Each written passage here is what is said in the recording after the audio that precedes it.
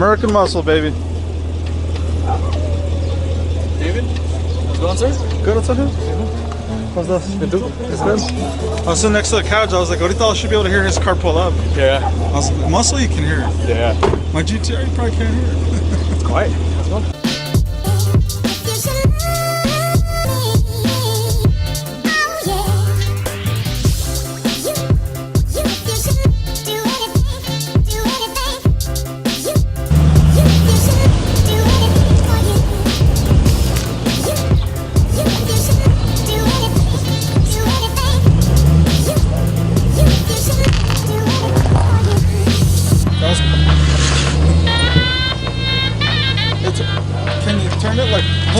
Like that.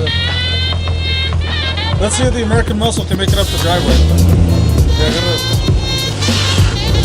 I think I'm gonna catch on with that in the traction control mode.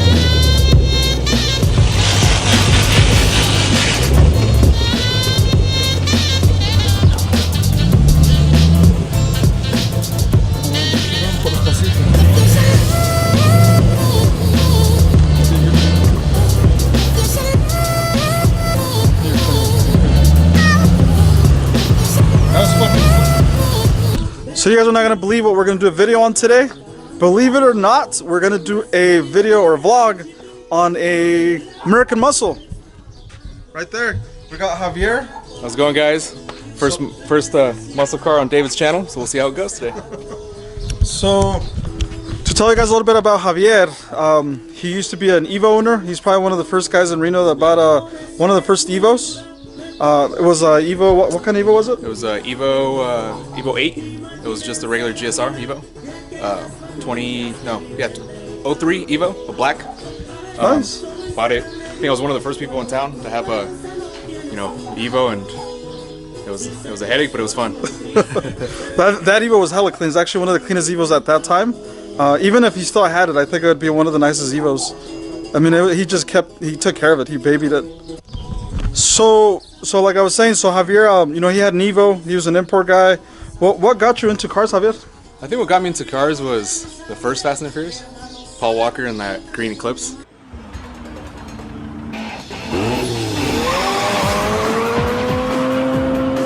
I wanted an Eclipse like that, so I went off and bought an Eclipse, but it was automatic. What color was it? It was white. So you actually had an Eclipse? Yeah, I had a GST Eclipse, front wheel drive and automatic, and it was not the funnest car, but hey.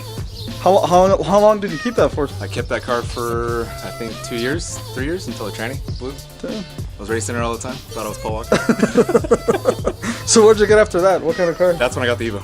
That's what made me get the Evo. And so Eclipse and then the Evo. Yeah, the Eclipse and then the Evo, and then kept the Evo for what, 5-6 years?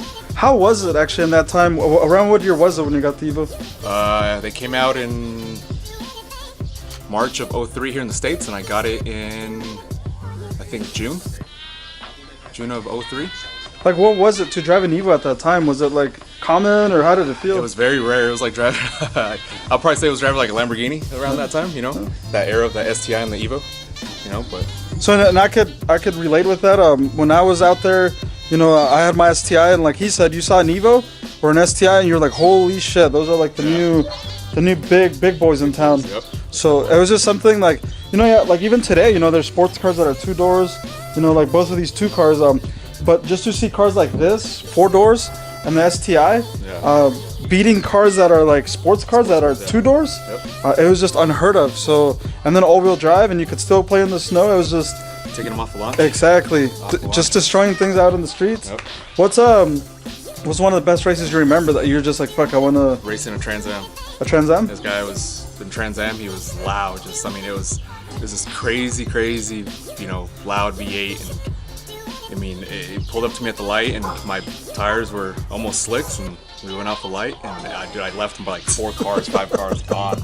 So was it somebody you knew, or just somebody? No, it was just somebody that I saw downtown, and he was, showing off, and everybody thought he was, the shit, and pulled up to the Evo, and the Evo ended up beating him. That's pretty badass. Yeah. So beating American Muscle. So that takes us from, takes Javier from beating American Muscle and probably talking shit about American Muscle at that time to not owning American Muscle. American Muscle. Yeah. So what happened? What made you decide to go this way? The maintenance on the Evo was pretty. At that time, it was so hard to get parts. Like anything that I needed, it had to be online. Anything. Like I couldn't get it at O'Reilly's, couldn't get it at AutoZone, couldn't get it Napa, couldn't get it anywhere. Not even Summit could carry it. So when I blew the tranny on it, I think I got tired of actually, I blew the motor on it. Did you blew the motor on the Evo? Blew the motor on the Damn. Evo. When I blew the motor on it, I got tired of it, and I was just like, you know what? I'm done investing money into this car, and I did every bolt-on I could imagine to that car. I tuned it. I did anything that I could do that wasn't internal. And then how much power was it putting to the wheel? when it dynoed, I was like 340, 360. And you guys got to remember, you know, nowadays that doesn't sound like huge numbers, but those were some very respectful numbers at that time. We're in a different world now, you know, where that doesn't seem like a lot of power, but it was a lot. Like that was probably one of the faster cars out at the street races at the time, besides full drag racing cars, you know? Yeah. So that car was actually one of the faster ones. Yeah, it was fast, man. It was fun, but at the same time, it was very uncomfortable to drive, and sometimes like long trips. You know, I couldn't take like my girlfriend or anybody, my parents at the time, on long trips because it was so bumpy. It was just a hard car to drive. But I mean, things happen. I guess things happen for a reason. Ended up getting the ZL1. So he ended up buying this car.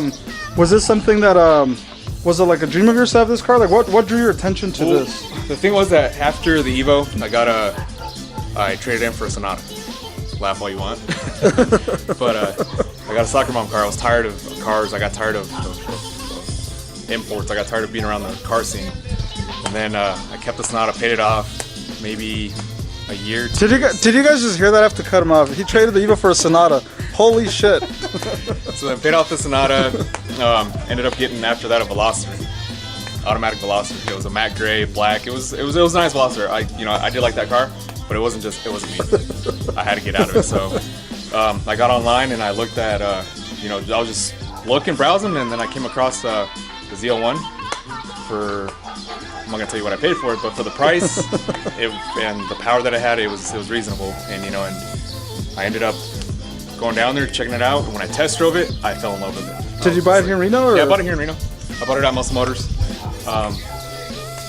What like, you know, knowing that you were an import guy for the longest time and the Fast and the Furious and all that stuff, what was the selling point when you drove this car that you were just like, holy shit, I gotta have it? The power and the magnetic suspension. The magnetic suspension on this car is very comfortable. You can take this car on a daily driver. You can take it up. I've taken it multiple times with me and my wife, and we've gone out to 50 to BC up to Tahoe, and it's so comfortable driving this car. It's just enjoyable. Compared to the Evo, it was nothing like that. Or even the Veloster, or any other car that I've driven, it hasn't been as comfortable as this car.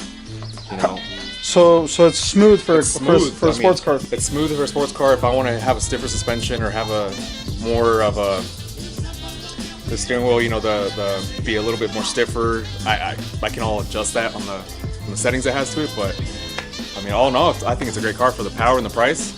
Nice. Well, cool. Yep. Well, there it is, guys. That's why he got it. Let's get to it as far as the review and see what this car has done to it and the kind of power, the interior, and overall, this car is freaking clean. I mean, I don't know. I guess if I was to nickname this car, I mean, it'd be Darth Vader maybe or something like that. I'm looking for a name, so if you guys have recommendations about names, let me know. I've been the Black Reaper, the Black Lagoon. This thing is just, I don't know, man. It's like, it's stealthy. I mean, it's just, it goes with the owner, like a bodybuilder, just like a big car. And it's my favorite color. So I mean, like David knows, I mean, my Evo was black, and so how to get another black car.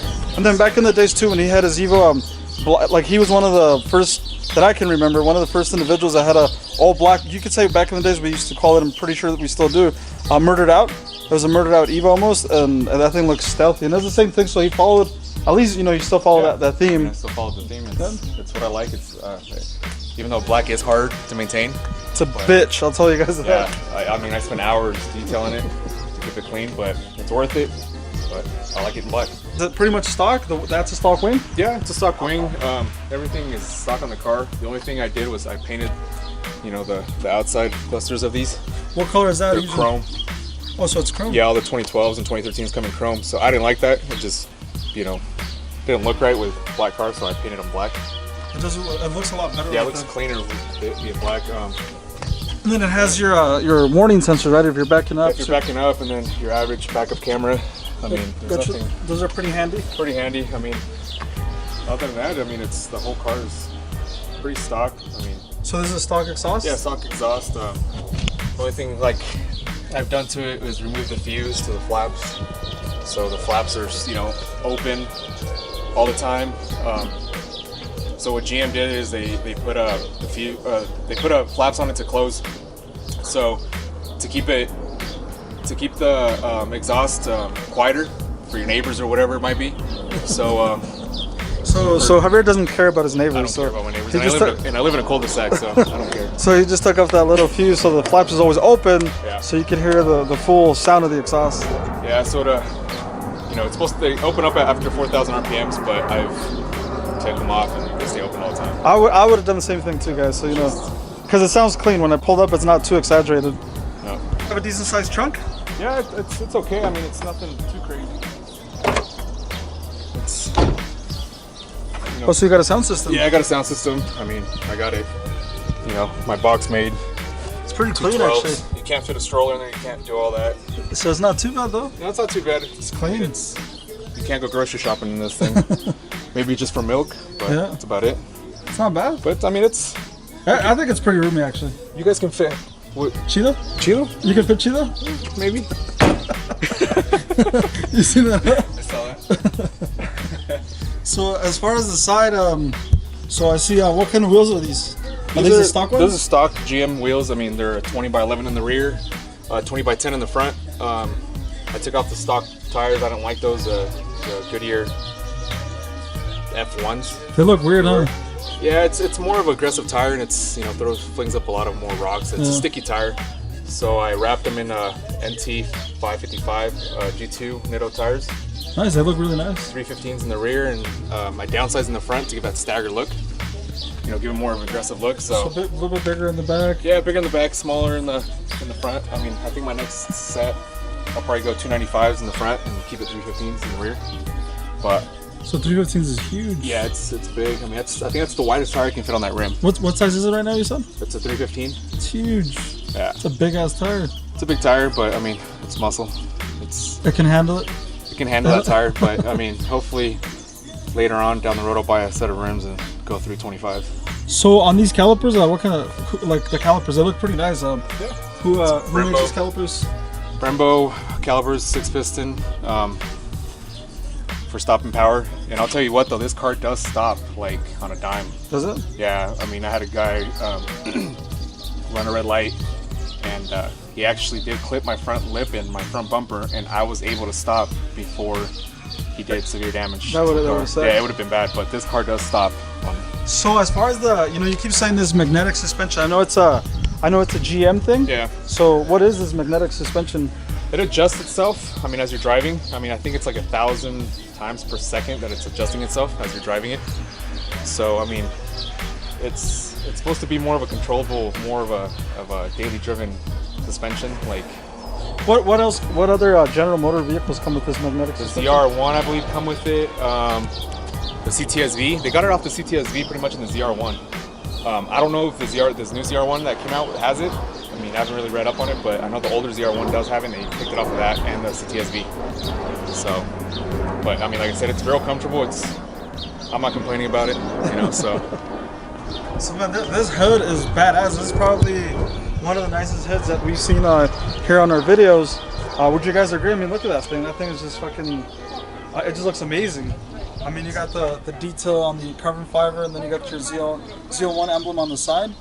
So I'm pretty sure that was a selling. When you bought it, that stood out a lot. Yeah, it stood out a lot. I mean, just the whole aggressive look of the car, it stood out, you know, amazingly. It's me. It's what I, you know. It fits with what you want. It's what I wanted, and it's just, I mean, if like, what's that saying that they say? If you're not looking back at your car when you're walking away from it, it's not the right one. Exactly. And I mean, every time I park this car, I always look back at it, and to me, it's like.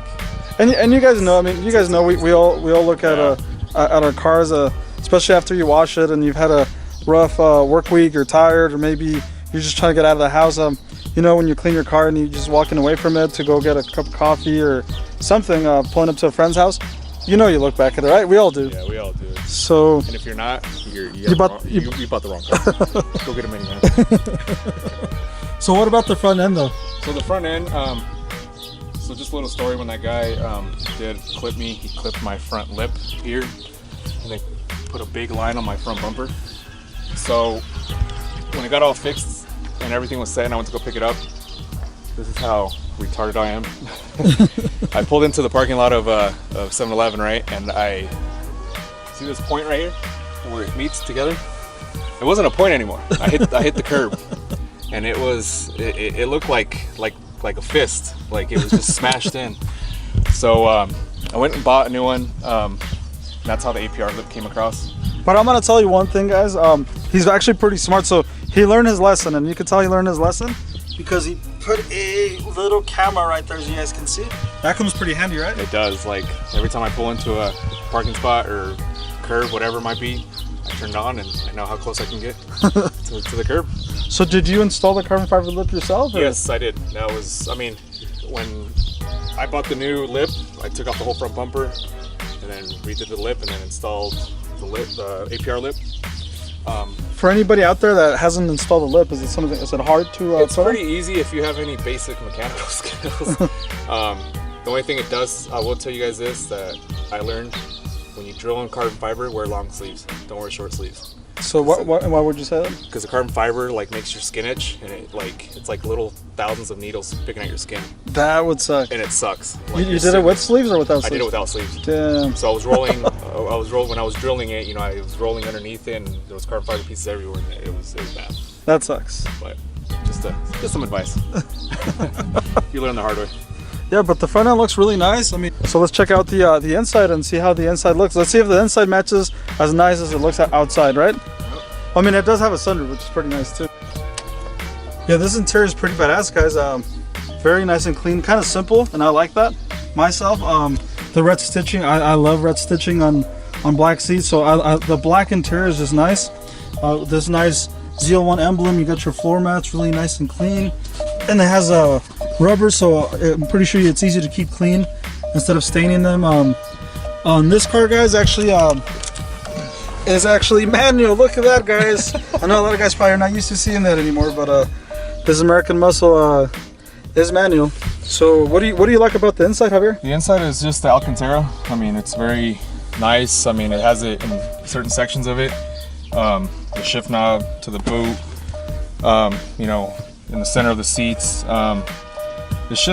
It makes the whole car complete. Like, at first, when I first bought it, I did not like the stereo. The stereo was just your basic, single deck, CD player, and I upgraded it, with the Kenwood Exelon, and then I had to get a touch screen for my heater controls and all that.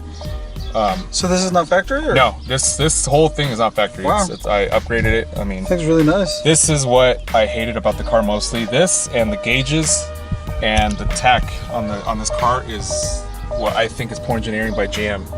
The reason I say that, because if you look at it, the boost gauge is down here. When you're driving, you're never looking down here at all. Why would you look all the way down there? Yeah, exactly. So I mean, like on Subarus, like on my Subaru, it's up here, so you can see it up here. Did you guys hear that on his Subaru? Did you guys just hear that? So what's your daily driver, Javier? It's a 2015 WRX. Damn. See, there we go with the Subaru common thing, right? Yeah. So I guess what he's saying is if you have a beautiful looking passenger, which he is married, girls, in case there's any girls that watch, the passenger probably can see the boost gauge, which is no purpose to the passenger.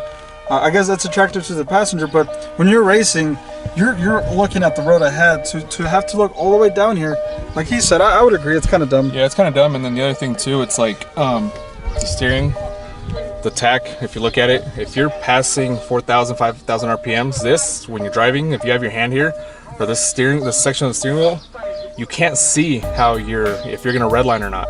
You have to look at the overhead display. And so it has an overhead display. It has an overhead display, but the overhead display is not, as bright.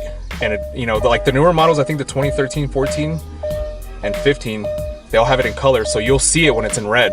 This one isn't, because it's like a bluish greenish color, so you can't really see. And that to me is very annoying. And I had times when I'm getting on this car when I'm about to redline and I don't see it, and I'll redline it for the same reason that it's hard to see. And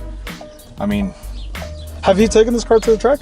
No, I have not taken this car to track. You don't know what it'll. I don't know what it does. I mean, GM says that it does 12.1 on a good launch, and then the automatic does 11.9s. Do you want to take it to the track? I don't want to because I did that with the Evo, and it was it's not cheap. It's not cheap. It's money, and I like my car starting every time I turn it on. And with no issues, right? With no issues, and when I take it out for a drive, I like to drive it with no issues. And I mean, I'll do little bolt-ons here and there in the future, but I'll pretty much keep it simple. And when you guys get older, like us guys, I'm 33. How old are you? I'm 32. Gonna be 33 this year. So when you guys get older, you guys realize that having something practical that you can drive and just the display you were saying is not the greatest. You did change the stereo, so this is not original. No. This is badass, man. That looks OE to me when I saw that. Yeah, no, it's you know, you can, you know, it's all by touch. Heaters, heated seats, you know, AC. That's really nice. All that. I mean, so how much did that setup cost you?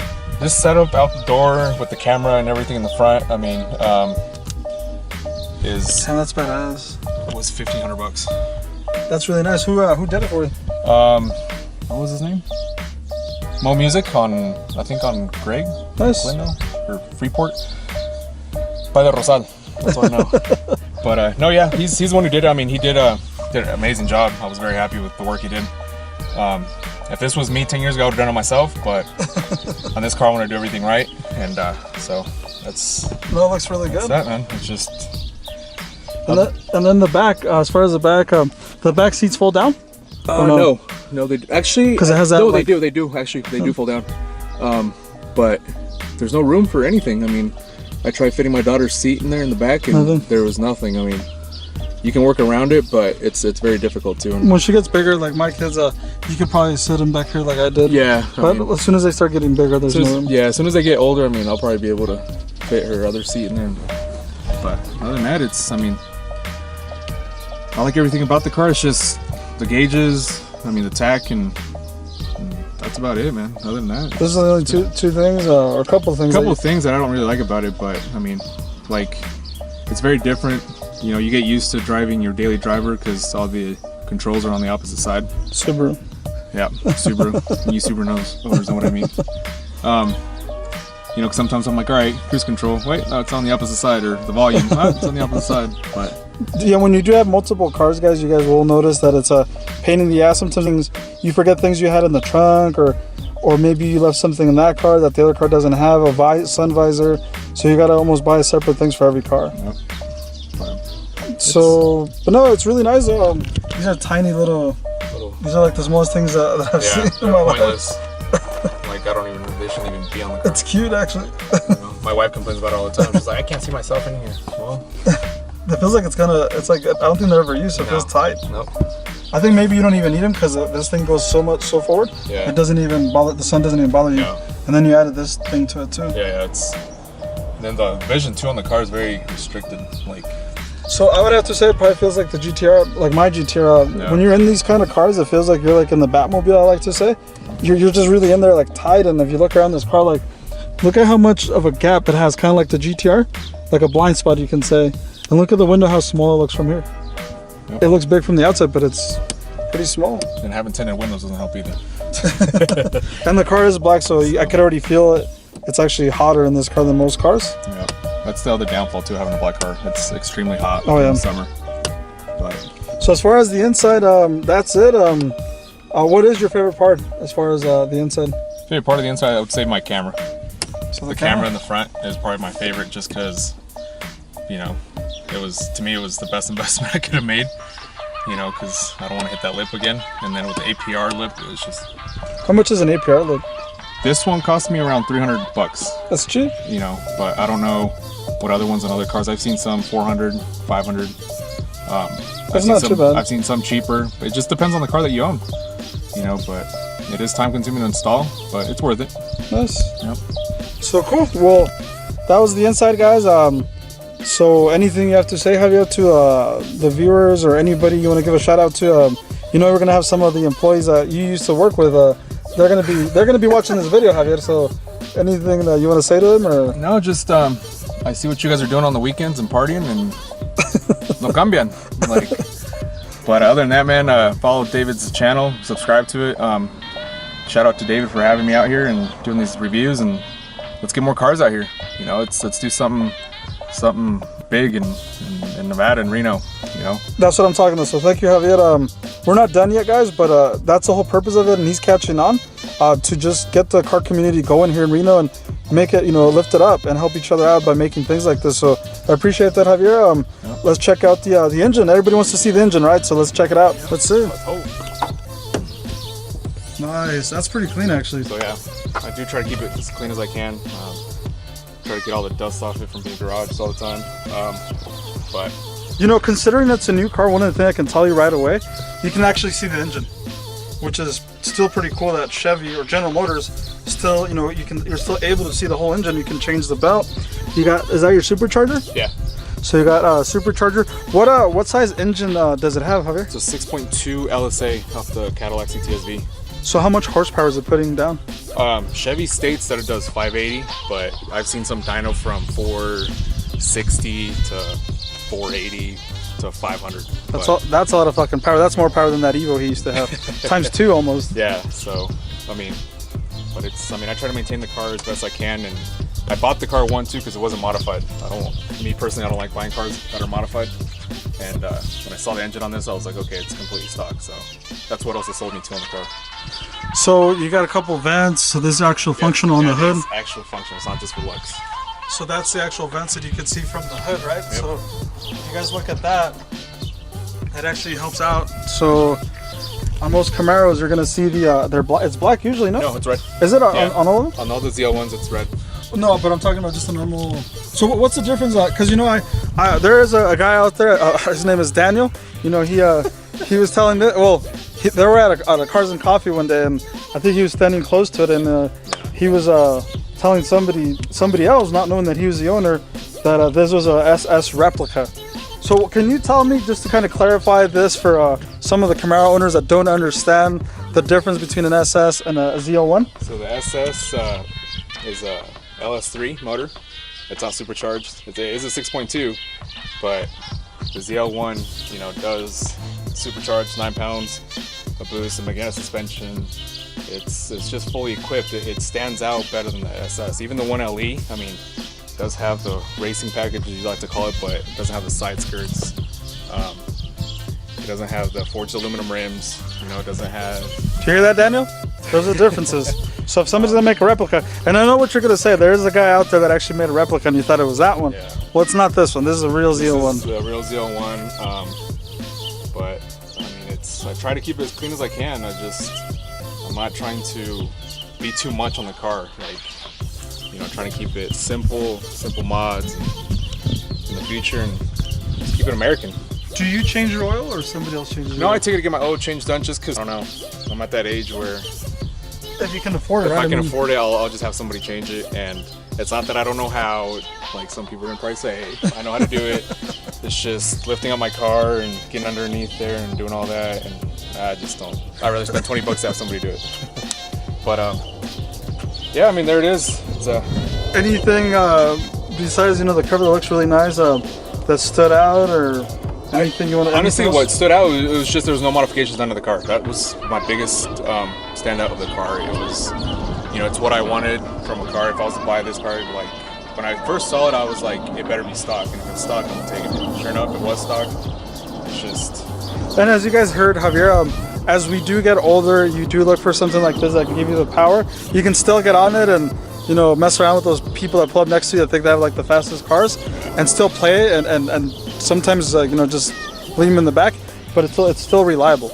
Yeah, it's reliable. That's what I wanted. It's just a car that I can turn on every day, and you know, even though that my battery did die the other day because I didn't start it for a while, but got that worked out. So I'm just a car guy too that likes and appreciates people like Javier and the cars that they drive, and we're Reno people, Nevada people, right? So we're just trying to put Nevada a little bit on the map. So we're gonna get the exhaust sound, see how you guys like it. okay. All right, so we're gonna check out the exhaust, see how it sounds. Let's see if this American Muscle actually sounds decent.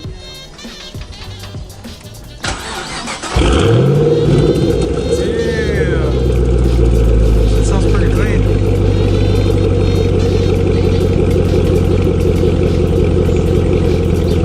some gas when it warms up or no?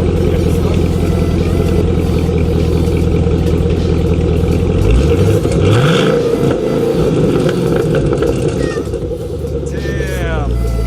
That sounds really nice actually. So that's one thing about muscle car guys. They sound amazing. That was only revving up to 5,000. That sounds badass. Yeah. It's clean. And that's stock. Yeah. That's taking off the fuse to the flaps. That's badass. Yeah, it's clean. So we're gonna go for a drive. We're gonna see how the American Muscle handles. Look at that. The driveway challenge has been out challenged by a front camera.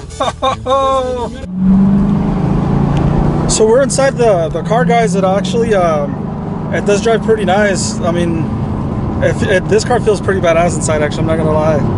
I like it. It feels like an American Muscle, but it's super smooth, like he said. It's not annoying either. It pulls pretty nice. But it reminds me a little bit of the GTR actually. It feels, you can feel the power coming from the back wheels too. Yeah, it's like when you want to get on it, you can get on it, and it picks up. It's just. What RPMs does the red line at? The red line's at 6, a little bit past 6. So these are 5% windows? These are 5% windows. So you don't get any shed by No, I mean, cops? you have to be at the wrong spot at the wrong time. I mean, I've only been pulled over once here in town for windows, and I was in the Evo. That was years ago, but that's because it snowed that day. My car was the only black object driving around for that day, so I ended up getting pulled over, and I had to get a fix-it ticket. But other than that, I've never gotten shit about my windows. Yeah, in Reno, the cops are not too bad. Sheriffs are a little bit harder. They're only doing their job. Yeah, if you're messing around, if he's stepping on the car, I'm pretty sure they'd call him out on his windows. But I think cops have bigger things to do than pull people over for windows. They do. That's maybe if they see that they scan your plate and you have something outstanding as far as a warrant or things like that. Yeah. But yeah, no, this car, it feels smooth, like really smooth actually. Yeah, I haven't been pulled over yet, knock on wood. Right. I got pulled over in my other cars. But this one I haven't been pulled over. Watch me get pulled over right now for saying that. No, but yeah, right now so far, guys, I've only been in the car for like maybe a mile, but feels good. It pulls too. That's healthy. But you see how it redlined? I can't see my tag on it. Can you see that? Can you see that right now? I can't see right here. Up on my overhead display. Is it on or no? It's on. But I mean, on my dash here, I can't see a red line. So that's one thing that's annoying about it. Like I have to time it, or I have to like look over to see it, and that's very annoying to me. I don't know how it is on the Corvettes. I think they're on the left-hand side. I think they did fix that on the newer cars. Even on the new ZL1s, they did fix that and put it on the left-hand side. Can you add something to it to fix that or no? Yeah, you can add a shift light, which I've seen a lot of cars, a lot of ZL1s on YouTube and even on Instagram. They put a shift light right here on their steering column or whatever, and everybody likes it because it's just, it helps you. I mean, does this car have a shift light or no? It does it has a thing that tracks your G-force. Your G-force meets, those two lines will meet together and it'll start flashing you to shift. But I don't know if it's this car or, because it's not accurate. Because when I'm sometimes redlining, getting to like 5.5, 6, it's not going off, and it's just like, okay, what's wrong with it? Like, it's not accurate. I personally don't like it, so I'm gonna invest in getting a shift light. So that's kind of, as far as you guys can tell, obviously that's the only issue that I've heard that he doesn't like about the car. So it's not too bad. It's just, no, it's just, I mean, you just want to get the full use out of the car. The full use out of the car. It's just out of all that power. But other than that, man, it's a real comfortable car. I like it. I'm not complaining about it. I wouldn't mind owning one of these cars actually, guys. It's really super smooth actually. Yeah, it is a heavy car though. It weighs like 4,200 pounds. 4,200 pounds. So she's fat. Not as fat as a Challenger though. Yeah. The other thing too that I did like about this car, it was a 2012. So 2012, they only made like 1,800 of these cars. I think blue, yellow, and orange were the most rarest colors, and black they've only made them 500 in manual. So manual's not very common. They made 400, I think, in black and automatic. It's they're equal. I mean, it's half and half, but you know, I like the manual. I mean, if they made a manual in my GTR, I would have probably got it too. But if you're gonna race it, you know, the actual paddle shifting is faster. It is faster. It's just. But this gives you the. I think it's the actual. It's like a. Some people might say it's not a men's car if it's not manual. But I mean, still, it's just. I mean, for your purposes, if it's automatic, and you're gonna go out there and race, because I've seen a lot of GTRs that are really, really fast, and that paddle shifting just beats you every damn time. Yeah. But me personally, I think it's just stick is my personal preference to go. If I was to race a car, I know a lot of you out there that are my friends are gonna laugh. I would get an automatic if it was a race car. But at the end of the day, I'm a stick guy. So, but it's a fun car. So manual is the way to do it, guys. On a muscle car, I don't think I could own a muscle car. Well, maybe, unless it's a Corvette, I'm gonna race it, I guess. But yeah, I don't know. It'd be hard not to get a manual for me. Yeah. Well, we're gonna go get a Starbucks. So pulling into a Starbucks, you guys can see how handy that the camera is. Came out of Starbucks. Javier hooked it up with Starbucks. Look at that. Right. Somebody hooking it up, appreciating the videos, the vlogs. Oh yeah. So you guys saw the camera action too. That way he never hits a curve. If he hits a curve, then holy fuck. Then my wife's gonna have to find me a new lip. So anyway, guys, we're gonna continue the drive, and but yeah, dude, definitely recommend this car. Very smooth. I can tell you guys right now, the seats are way more comfortable than the GTR seats. The ride itself is a lot smoother. Car drive is really nice. Again, one of my favorite parts for me that I can tell you guys is the seats. Man, they're super comfortable. I already do understand that. Like, you think about the future. You know, when you have kids and you want to go out with your wife, and you don't want it to be an uncomfortable ride for them. So look for something comfortable. I mean, you know, later down the road, if I want to take my daughter out or whatever, you know, I want her to be comfortable, not just be in a stiff, you know, suspension. Like, I would never probably take my daughter out if I still had the Evo. It's just, it's not comfortable, you know.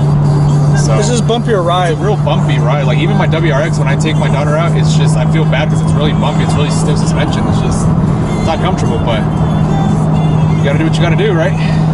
So, I mean, luckily, you know, for him, he's worked really hard, been doing pretty good. So, being able to afford things like this. Yeah, it's just, I mean, welding got me to where I'm at. But then again, it's like, educate yourself every day to better yourself. And some people don't have that. Some people get too comfortable with things in life, and then they stop trying to be better. And that's where I think a lot of people fail. So knowledge is power, the old saying. It's very, very true.